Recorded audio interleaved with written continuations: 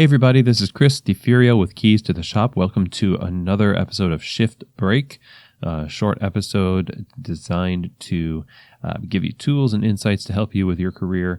This is number 6 in the series, and today we're talking about gentrification 2 ways. Now, I definitely think that this topic is not just going to be a 10-minute episode or a short episode. It deserves some more time, but there's a thought that I want to get out there that I feel is really important for us to latch onto. Now, the first type of gentrification we are aware of.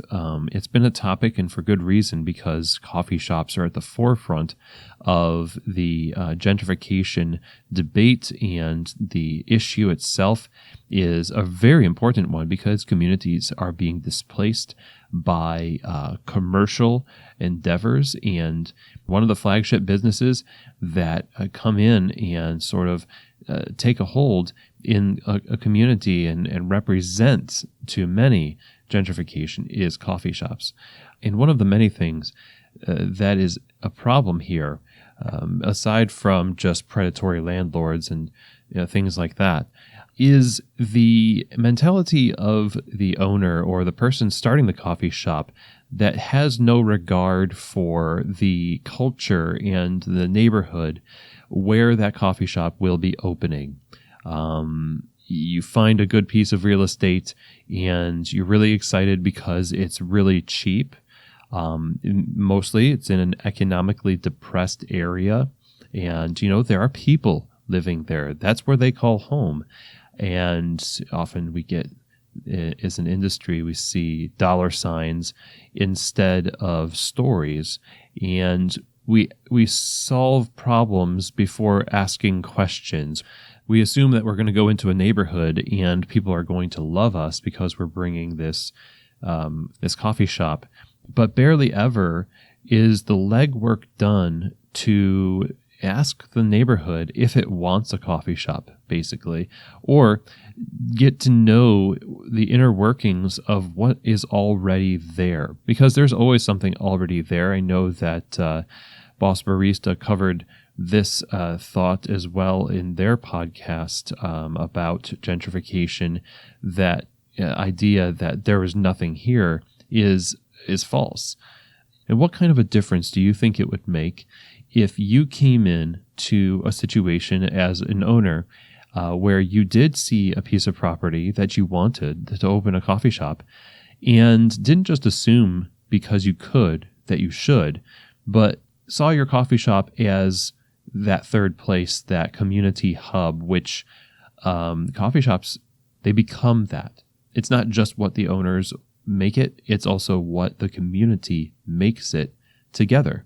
They are co-creators with you of that shop.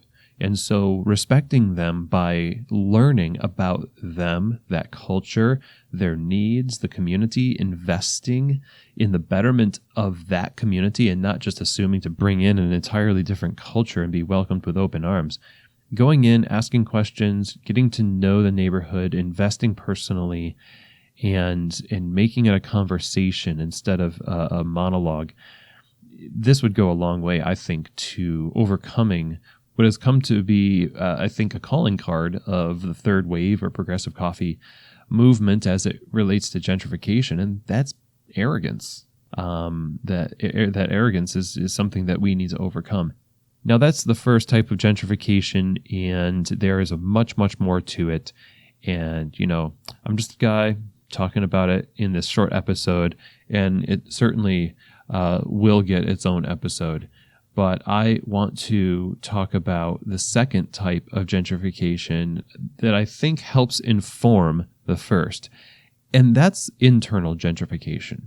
Internal gentrification is something that is done by leaders within a coffee shop environment where the hallmark cultural displacement, the arrogance that accompanies the people coming into that neighborhood oftentimes is something that we see when somebody takes a position of authority. There's this urgency to prove oneself, and often listening to and learning the nuances of the employee culture, the staff culture, and gaining rapport through conversation and solving actual problems because you've heard it, but through listening what those problems are, that goes out the window because you've got a checklist. Because you see the problems, you assume you know what the problems are. You're going to come in and solve them, and you're just going to steamroll your way into their hearts.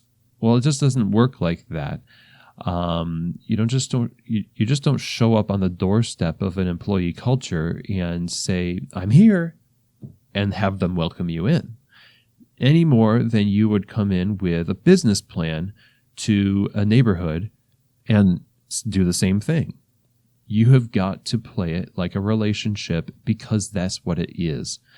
No matter if it's a relationship between you as an owner in the neighborhood, like a coffee shop in a neighborhood, or you as a manager and the people that you are tasked with leading, which is a huge responsibility. Also see the Keys to the Shop episode, number 67, which is 6 Truths About Power. So this internal gentrification is a problem. This would be solved if we just respected the culture of the staff and sought to develop a relationship wherein we are actually having a conversation, solving problems that are important and needed. This is a comparison that is not absolute and always direct, but I think there's enough of a correlation that it makes sense to talk about it. So what can you do to help kind of subvert this mentality that I think helps undergird the arrogance of coffee shop to neighborhood gentrification, or that type 1 gentrification? Well, I think first is, in your relationships, especially if you're in leadership, seek to ask questions and understand the other position and the nuances before assuming, before steamrolling your way into what you think is going to be rapport, which actually is just going to create enmity. So as leaders, as people in coffee shops, let's do our part to listen, to have a conversation and relationship with our peers and the people we lead, and not engage in that internal gentrification and push people away because we're displacing them with our ideas and our culture and our way of doing things. Let's first seek relationship to build rapport, and hopefully that will, en masse, help us. Like one day, if you own a coffee shop or if you want to start a coffee shop, remember the success that you've had by employing that in that store where you were a manager. Do that for the neighborhood where you want to open that store one day. And that will help us stop displacing people and start embracing them. So I hope you enjoyed this episode today. There's a couple of resources that I think would be helpful for you. One is something that I came across in researching a little bit before this episode, and that's a TED Talk by a woman named Liz Ogbu. She is an architect and works with what she calls spatial justice, which is the idea that justice has a geography, and she talks about the equitable distribution of resources and services as a human right. It's a really great video. She has a bunch of videos out there. I'll link to at least a couple of them. There's also a book by a man named Stan Slapp, and it's called Under the Hood. It's a fantastic book on staff culture and how we gain buy-in as leaders and managers, but also showing respect to that culture and having that conversation. So I would encourage you to definitely check out those resources. And that's it. So thank you for listening today as I kind of work these thoughts out in my own head a little bit with you. And I look forward to having you here next week on Thursday for another Shift Break episode from Keys to the Shop.